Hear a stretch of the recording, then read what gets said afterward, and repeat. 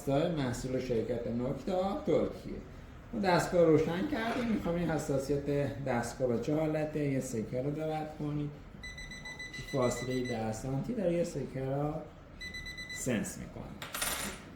حلقه علنگو طلا رو میبریم براش، قشنگ تو فاصله 30 سانت 40 سانت داره سنس میکنه.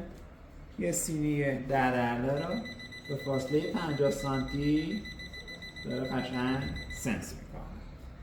روی خود دستگاه 3 تا دکمه وجود داره. یه دکمه خاموش روشن کردن سیستم، دکمه F مال صدا و ویبره هستش و دکمه اول مال چراغ‌قوه دستگاه هستش.